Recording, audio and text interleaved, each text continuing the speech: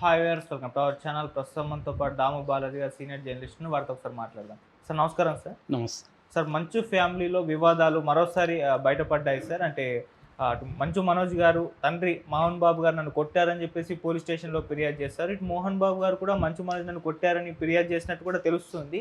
ఏంటి వీళ్ళిద్దరి మధ్య గొడవలు ఏంటి అని చెప్పేసి ఇప్పుడు నెటిజన్స్ చర్చించుకుంటున్నారు సార్. అసలు ఏం జరిగింది, మీరేం చెప్తారు సార్? ఇదొక పెద్ద బ్రేకింగ్ న్యూస్ అని చెప్పాలి.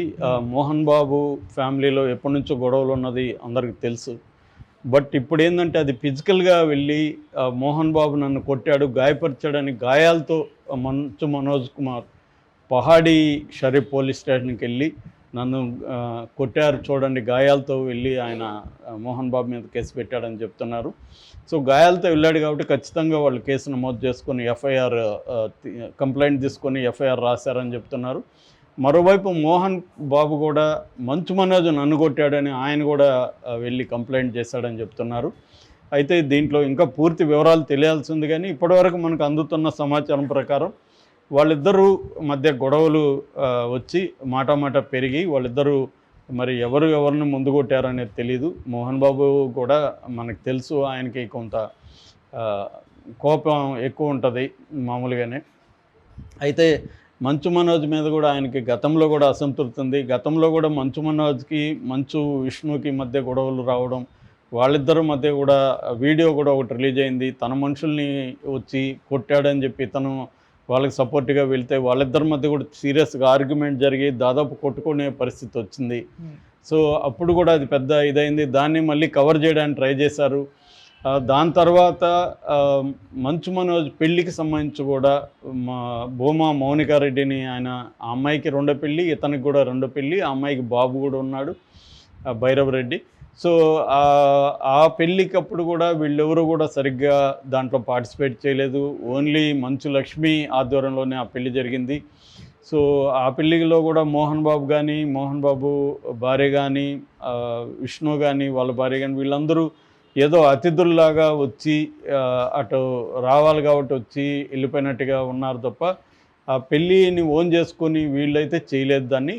ఎందుకంటే ఒక బిడ్డ ఉన్న ఒక విడోని పెళ్లి చేసుకోవడం వాళ్ళకి ఇష్టం లేదు. విడో కాదు, సారీ, డైవర్సిని పెళ్లి చేసుకోవడం వాళ్ళకి ఇష్టం లేదు. సో కానీ తను దాన్ని ధిక్కరించి మంచు మనోజ్ పెళ్లి చేసుకున్నాడు. ముందు నుంచి కూడా మంచు మనోజ్ ఆ ఫ్యామిలీలో ఇమడలేకపోవడం అనేది మనకు కనిపిస్తుంది. చాలా ఫ్యామిలీస్లో ఏంటంటే వాళ్ళకి కొన్ని వ్యాపారాలు, కొన్ని వ్యవహారాలు ఉంటాయి. ఆ ఫ్యామిలీలో ఉన్న పిల్లలు కూడా ఆ వ్యాపారాలను చూసుకోవడం, వాళ్ళకు ఉండే మెథడ్స్లో ఇమడడం అనేది ఉంటుంది.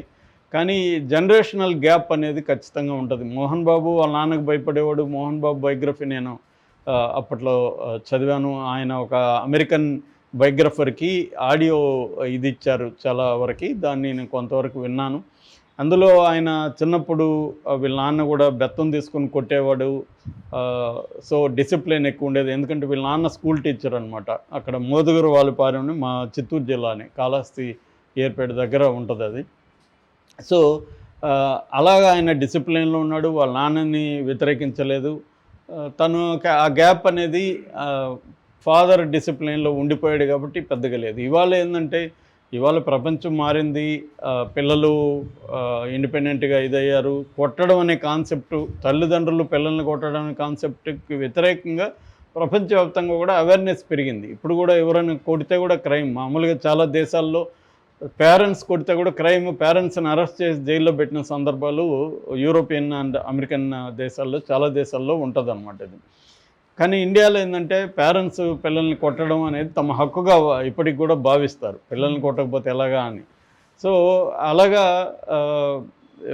ఉంటుంది మామూలుగా. అంటే తమ కంట్రోల్లో పిల్లలు ఉండాలని ఇప్పటికీ పేరెంట్స్ అనుకుంటారు. అందుకని పరువు హత్యలు కూడా మన దేశంలో ఎందుకు ఎక్కువ జరుగుతుంటాయంటే పేరెంట్స్ తమ మాట వినాలని పిల్లలు తమ ఆస్తిలాగా వాళ్ళు భావిస్తారు.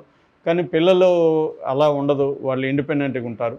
ఇక్కడికి వచ్చేసరికి మోహన్ బాబు ఫ్యామిలీలో ఈ మంచు మనోజ్ ముందు నుంచి కూడా ఈ ఫ్యామిలీ స్ట్రక్చర్లో, ఫ్యామిలీ దీంట్లో ఇమడలేకపోవడం. అంటే ఫర్ ఎగ్జాంపుల్ మోహన్ బాబుకి విద్యానికేతన్ అని రంగంపేట అంటారు, చంద్రగిరి దగ్గర ఉంటుంది, తిరుపతి దగ్గర. ఆ చంద్రగిరిలో రంగంపేట అని అక్కడ మోహన్ బాబు విద్యానికేతన్ అనే శ్రీ విద్యానికేతన్ అని, శ్రీ విద్య అంటే ఆయన మొదటి భార్య, శ్రీ విద్య పేరుతో ఆయన శ్రీ విద్యానికేతన్ పెట్టాడు. దాని తర్వాత అది మెల్లమెల్లగా గ్రో అయ్యి శ్రీ విద్య ఇంజనీరింగ్ కాలేజీ, దాని తర్వాత మోహన్ బాబు యూనివర్సిటీగా అది మారిపోయింది. సో ఇప్పుడు ఏంటంటే అది ఎక్కువ డబ్బులు రెవెన్యూ వచ్చే వ్యాపారం మోహన్ బాబు వాళ్ళకి. అందుకనే వాళ్ళు 100 కోట్లు పెట్టి సినిమాలు తీయగలుగుతున్నా, సినిమాల్లో లాస్ వస్తున్నా సర్వైవ్ కావడానికి అదొక ప్రధానమైన ఆదాయ వనరుగా చెప్తారనమాట. అట్లాగే విష్ణు వాళ్ళ భార్య వెరోనాకు కూడా చాలా ఆస్తులు ఉన్నాయని చెప్తారు.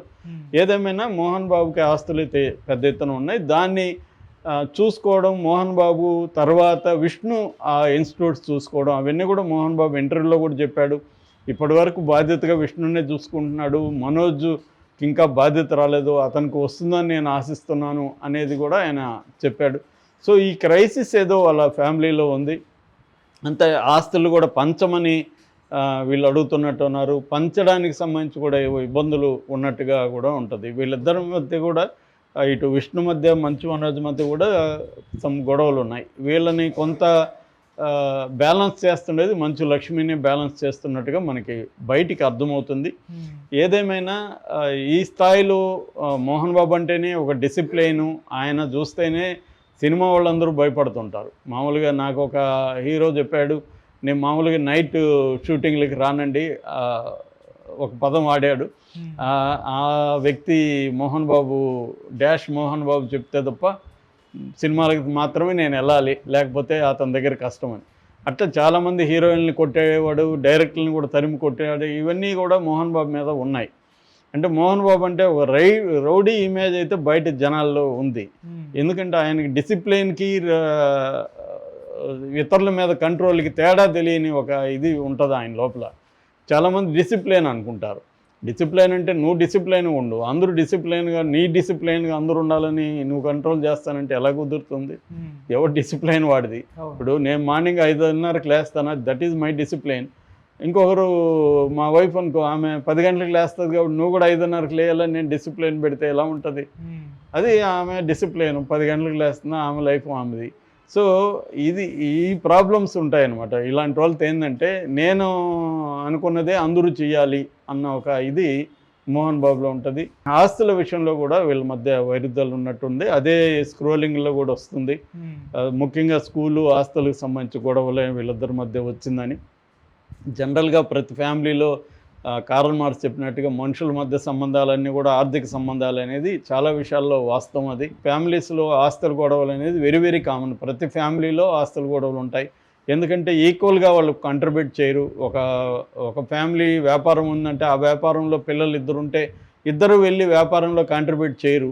ఒకరు బాగా కష్టపడతారు, ఇంకొకరు తిరుగుతుంటారు. ఆస్తుల పంపకానికి వచ్చేసరికేమో ఈక్వల్ వాటా కావాలంటారు. అదెలారా కష్టపడింది పెద్దోడు, నువ్వు బలాదూరుగా తిరిగావు, నీకెలా ఈక్వల్గా అని వీళ్ళంటారు. నాకు లీగల్గా నాకు ఈక్వల్ రైట్ ఉందని వీళ్ళంటారు. ఇలాంటి కాన్ఫ్లిక్ట్ అనేది ప్రతి ఫ్యామిలీలో ఉంటుంది. వీళ్ళల్లో కూడా అదే ఉండొచ్చు.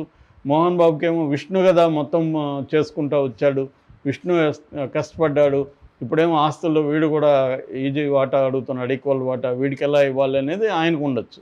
సో ఇక్కడ మనం ఎవరినో ఒకరిని వెళ్ళను, ఒకరిని హీరో, లేకపోతే ఒకరు కరెక్ట్ ఒకరు కరెక్ట్ కాదని మనం చెప్పలేం. ఓకే. సో ఈ క్రమంలో ఏంటంటే మోహన్ బాబు లాంటి వాళ్ళు దీన్ని ఈ స్థాయిలో తీసుకురావడం అనేది ఆయనకు కూడా ఇబ్బంది. ఎందుకంటే ఒక ఏజ్ వచ్చినాక ఆయన టెన్షన్లు తగ్గించుకోవాలి, ఆయన ఆరోగ్యానికి కూడా ఇబ్బంది. దీన్ని మేబీ వాళ్ళు పరిష్కరించుకోలేక ఈ స్థాయికి వెళ్ళారా, వేరే పరిష్కారం దొరకలేదా? మామూలుగా ఈ స్థాయికి వెళ్ళినప్పుడు ఏంటంటే ఎవరినో ఇన్వాల్వ్ చేస్తారు, ఇద్దరికి చెప్పగలిగిన వాళ్ళని మధ్యవర్తులను ఇన్వాల్వ్ చేసి